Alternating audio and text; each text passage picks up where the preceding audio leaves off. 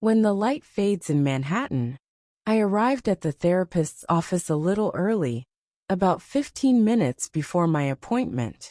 I walked in, checked in with the receptionist, and tried to steady my nerves. "Good morning. I have a 10:15 appointment with Dr. Bennett." "Good morning. Can I have your name, please?" "Jordan Green." "All right, Jordan.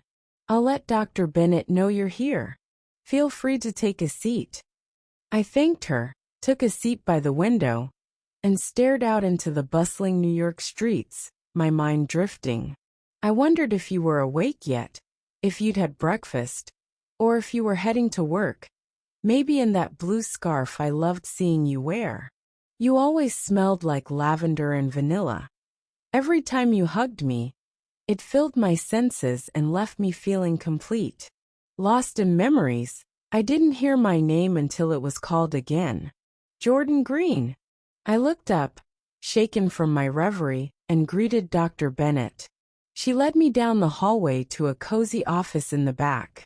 After taking a seat on the couch, I stared at a figurine on her bookshelf depicting 3 monkeys, representing, "Hear no evil, see no evil, speak no evil." It felt ironic somehow. I wondered if you'd given any thought to the pain you'd caused, if you saw or felt anything at all. And just like that, tears started rolling down my face. Dr. Bennett quietly observed me, waiting until I was ready to speak. Eventually, she broke the silence gently, asking me to tell her what was on my mind.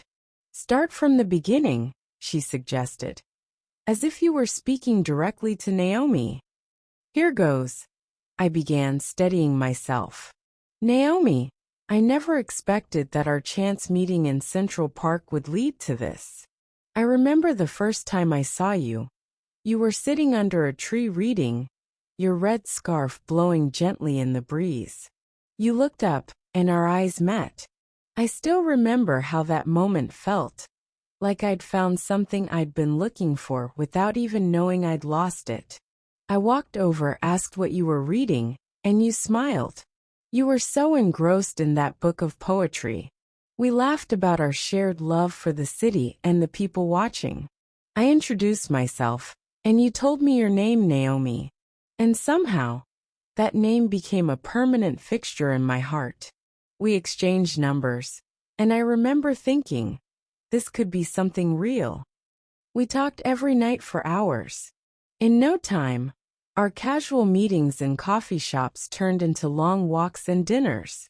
I can still recall the first time we went out properly, just the 2 of us on a Saturday night.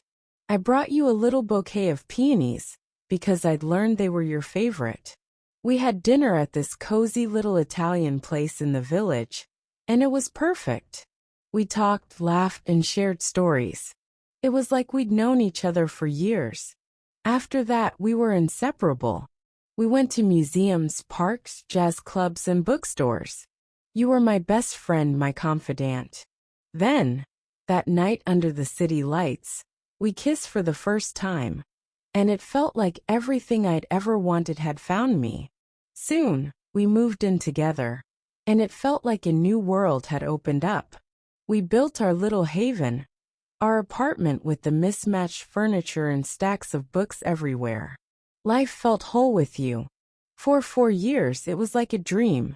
We'd cook, watch movies, explore the city, and I thought we'd be together forever.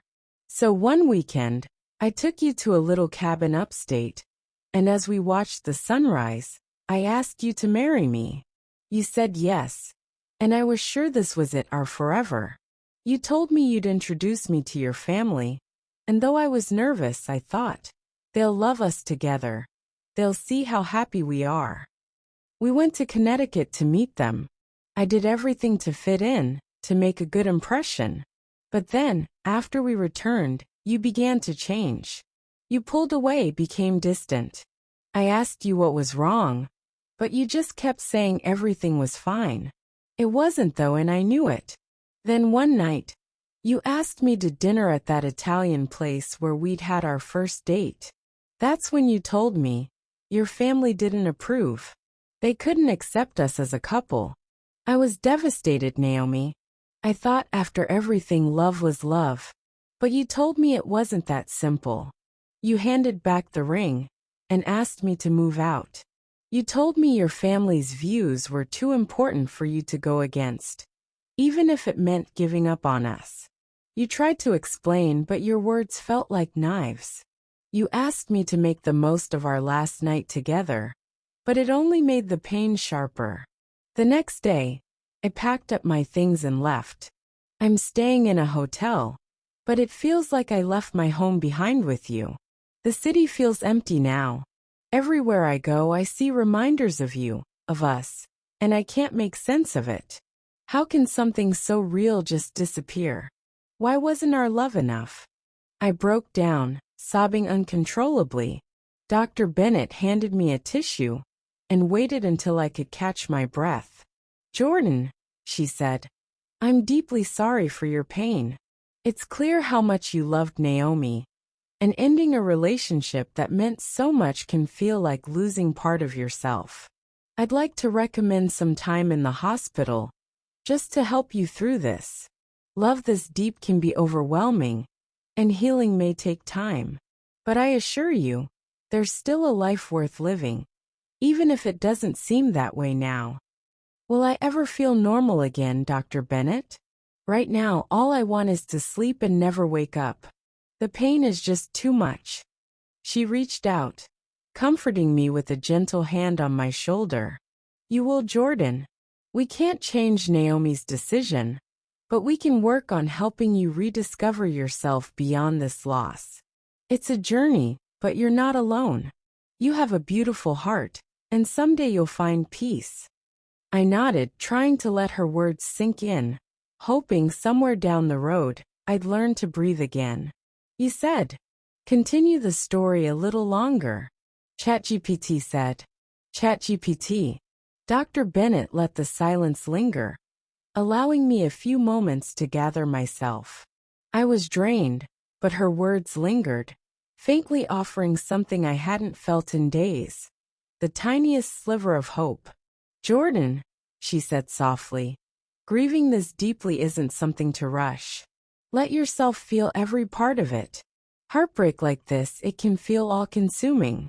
But piece by piece, you'll begin to rebuild yourself, and that foundation will be even stronger. I looked down at my hands, fiddling with a bracelet Naomi had given me on our first anniversary. It was a simple silver band engraved with the date we'd first met. Part of me wanted to throw it across the room, to cast away every reminder of her. But another part of me couldn't bear the thought. I don't know how I'm supposed to face all of this, I whispered, barely audible.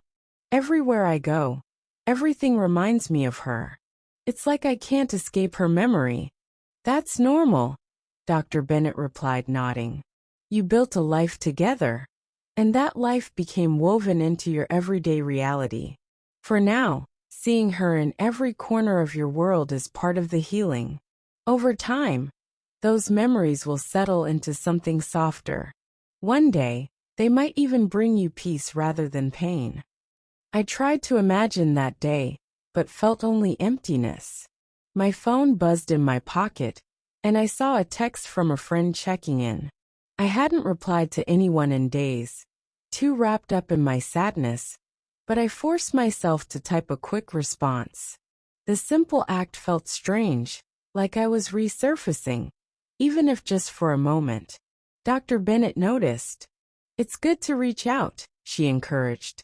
Stay connected to those who care about you. Let them help you fill the empty spaces, even if it's just for a moment. Lean on them. The thought of leaning on anyone felt foreign to me, but I knew I needed to try. I couldn't do this alone, no matter how much I wanted to retreat. Dr. Bennett walked me through some breathing exercises, her voice steady, guiding me until I felt my mind calm, and the pain ease just slightly. Before I left, she handed me a small card with her phone number on it. If you need someone to talk to, don't hesitate to call, she said. I nodded, grateful, knowing I would probably need to take her up on that offer. As I stepped outside, the sun hit my face, and I took a deep breath, feeling the crisp autumn air fill my lungs. I glanced around, still half expecting Naomi to be there, her laugh echoing in the city noise. She wasn't, but somehow the world felt a little lighter. A reminder that even on the hardest days, I was still here. One step at a time, I told myself. Maybe, just maybe, that was enough for now.